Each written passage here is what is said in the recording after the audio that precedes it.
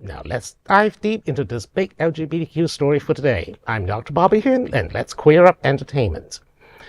Mid-century modern stars talk good gay roommates, patience, and wet naps.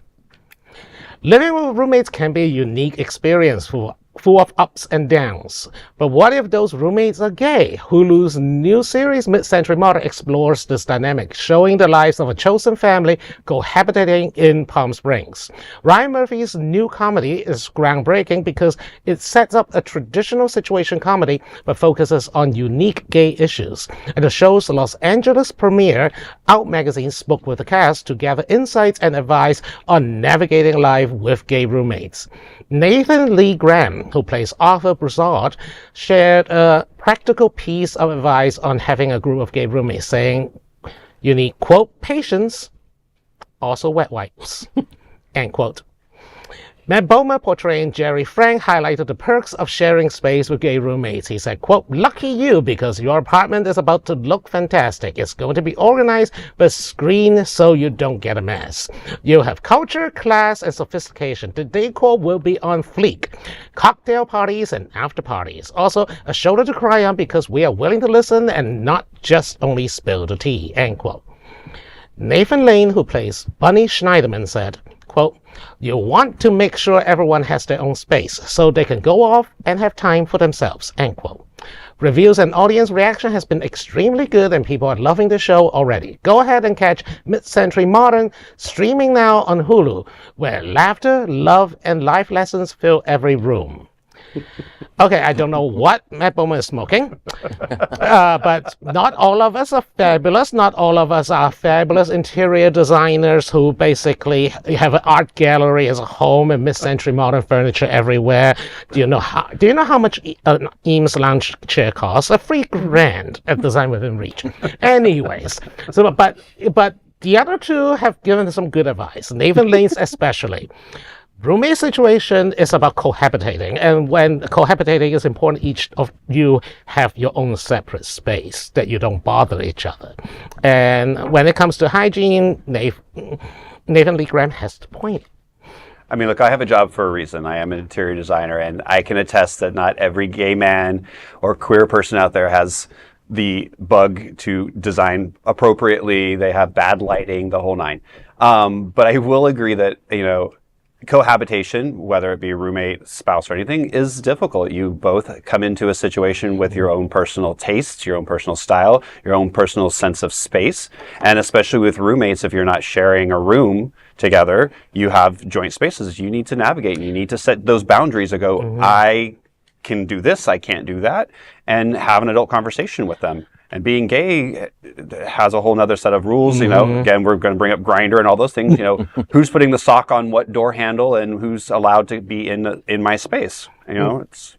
As a professional mediator, I also want to add that in order to resolve most conflict among roommates, compromise is the key. And don't insist, unless you really set on it, don't draw red lines around anything, I find one of the best ways to deal with when having roommates is to try agree to do things better together. And I mean that by the best roommates I've had is when we pay a housekeeper. We just split the money and pay out. It makes things much better. It's so nice to see news about what the show is, Mid-Century Modern. It hasn't been talked about enough in news lately. I'm really glad that we're doing it.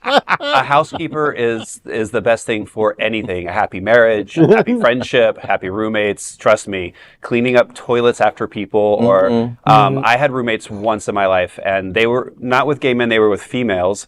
And when I tell you they were dirtier than anybody, I would come home and my dishes that I, put into the kitchen were all over the place. Coffee cups filled half. It is really roommates are a problem.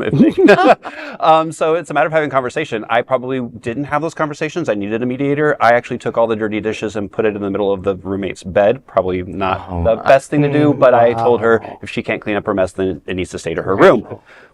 That's like the cat that leaves you a little gift on it. Leaving a warning like that actually is very useful. At least it highlighted the issue that you want to address. She wasn't around much longer.